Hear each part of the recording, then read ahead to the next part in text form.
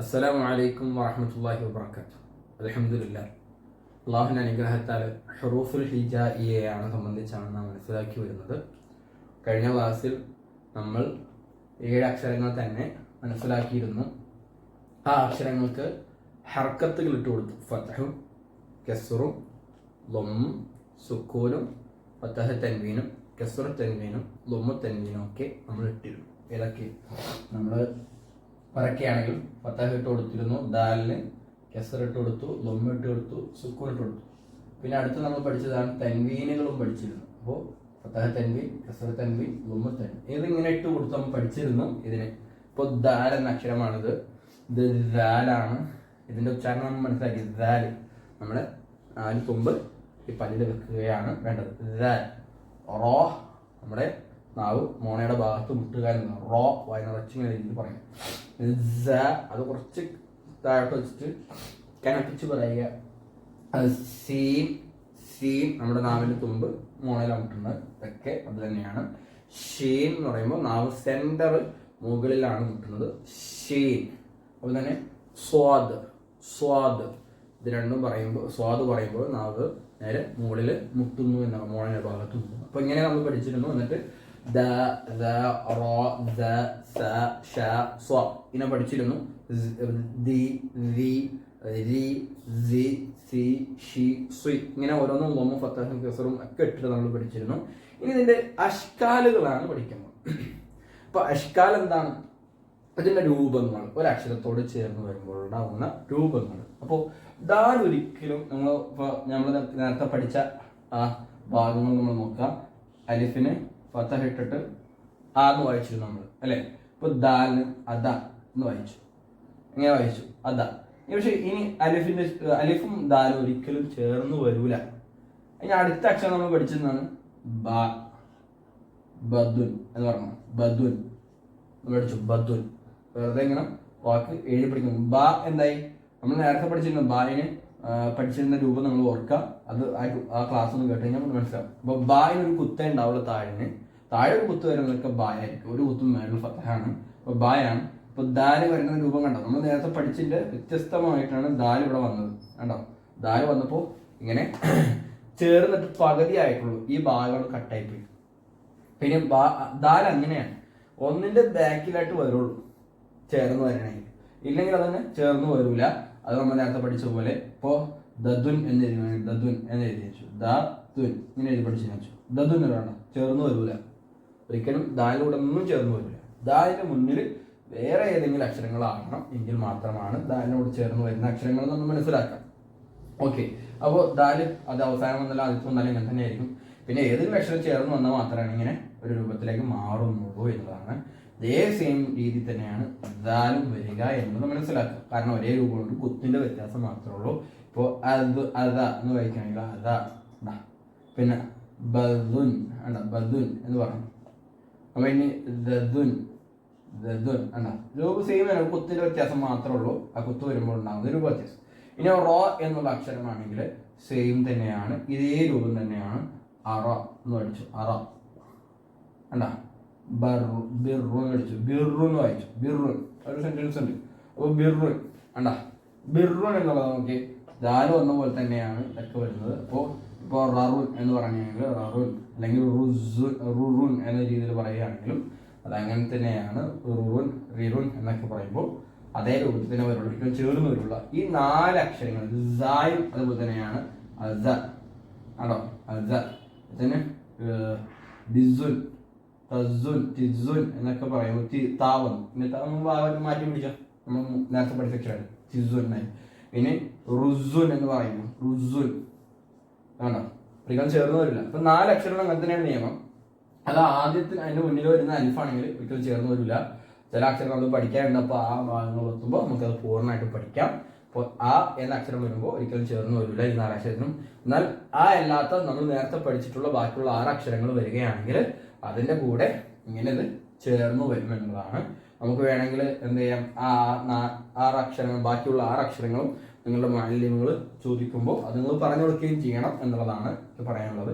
അപ്പോൾ ഈ 4 അക്ഷരങ്ങളും ഒരിക്കലും എന്ത് ചെയ്യില്ല, ഈ രൂപത്തിൽ തന്നെ എന്ത് ചെയ്യുള്ളൂ, വരുള്ളൂ. 4 പാർട്ടിനായിട്ട് നമ്മൾ തിരിക്കുകയാണെങ്കിൽ ഈ രൂപത്തിലേ വരുള്ളൂ. അതിൻ്റെ കൂടെ അതേ അക്ഷരം വരികയാണെങ്കിൽ ചേർന്ന് വരില്ല, അലിഫ് വരികയും ചേർന്ന് വരില്ല. നമ്മൾ മുമ്പ് പഠിച്ചതാണ്. അതേ രൂപത്തിൽ തന്നെയാണ് ബാക്കിയുള്ള കാര്യങ്ങൾ നമ്മൾ മനസ്സിലാക്കുക.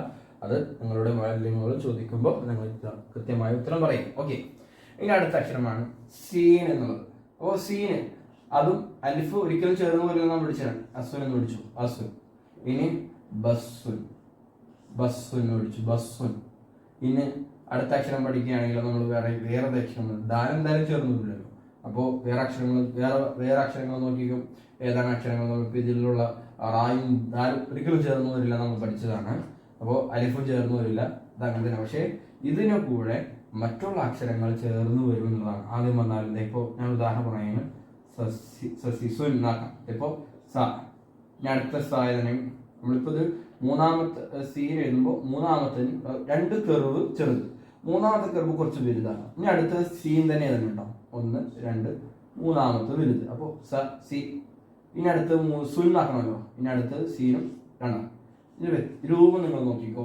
ആദ്യത്തെ 2 കർവുകൾ വന്നു, പിന്നെ മൂന്നാമത്തെ കുറച്ച് നീട്ടുണ്ടാവും. പിന്നെ രണ്ടാമത്തെ സ വരികയാണെങ്കിൽ 2 കർവ് ഉണ്ടാവും, പിന്നെ മൂന്നാമത്തെ നീട്ടുണ്ടാവും. പിന്നെ അടുത്ത 2 കർവ് ലാസ്റ്റ് ആണെങ്കിൽ താഴോട്ടായിരിക്കും പോവുക. അപ്പോൾ സ സി സുൻ എന്ന രീതിയിൽ നമ്മൾ എന്ത് ചെയ്യണം? വായിക്കണം എന്നുള്ളതാണ്. നിങ്ങളത് മനസ്സിലാക്കി വെക്കാം. ഈ രൂപത്തിലായിരിക്കും സീനിന്റെ കാര്യങ്ങൾ വരിക എന്നുള്ളത് മനസ്സിലാക്കാം. 2 കർവ് ചെറുത്, പിന്നെ വലുതായിരിക്കും, പിന്നെ 2 എണ്ണം ചെറുതുണ്ടാവും. അടുത്ത അക്ഷരം സീൻ തന്നെയാണെങ്കിൽ പിന്നെ അടുത്ത് കുറച്ച് നീട്ടുണ്ടാവും, മൂന്നാമത്തെ 2 കർവ് ഉണ്ടാവും.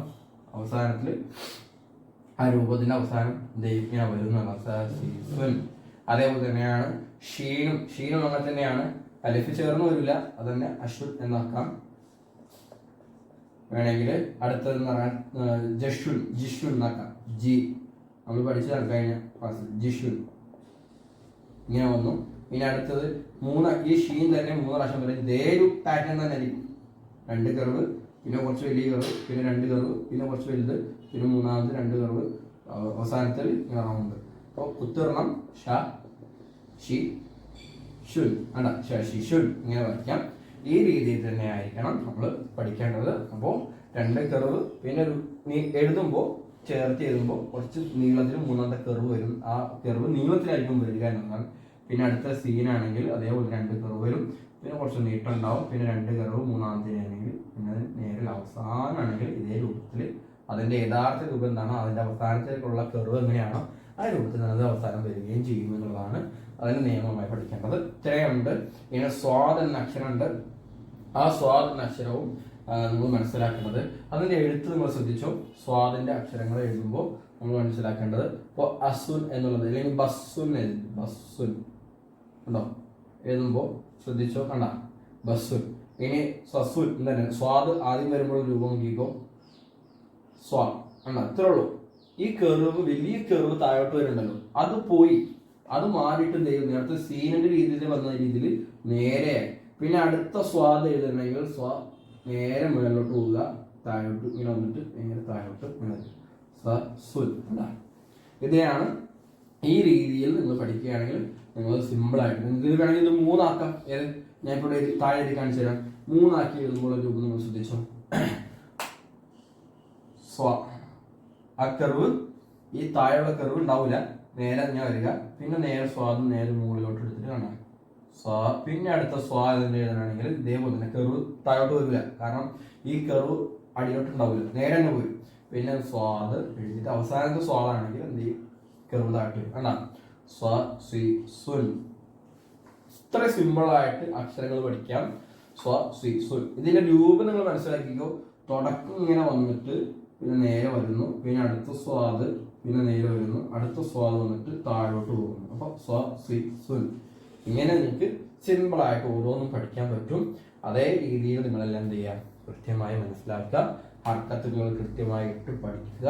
നിങ്ങളുടെ മഹല്ലികൾ നിങ്ങളോട് ഇത് ചോദിക്കുമ്പോൾ നിങ്ങൾ വ്യക്തമായി അത് പറയുകയും ചെയ്യണം. നിങ്ങൾ ഇന്നലെ ഗൂഗിൾ മീറ്റ് നടത്തണമെന്ന് നിങ്ങൾ പലപ്പോഴും പറഞ്ഞിട്ടുണ്ടായിരുന്നു, പക്ഷെ നടത്തിയത് പല കാര്യങ്ങളും നിങ്ങളെ പ്രയാസങ്ങൾ കൊണ്ട് തന്നെയാണ് മാറ്റി വെച്ചത്. അപ്പോൾ അതിനി ഉണ്ടാകാൻ പാടില്ല. നിങ്ങളെല്ലാവരും എന്ത് ചെയ്യണം? അത് പഠിക്കുകയും ചെയ്യുക, അക്ഷരങ്ങൾ കൃത്യമായി പഠിക്കുകയും ചെയ്യുക. ഇതിൻ്റെ അഷ്കാലുകളാണ്, അതിൻ്റെ രൂപങ്ങളെ സംബന്ധിച്ചാണ് മനസ്സിലാക്കിയത്.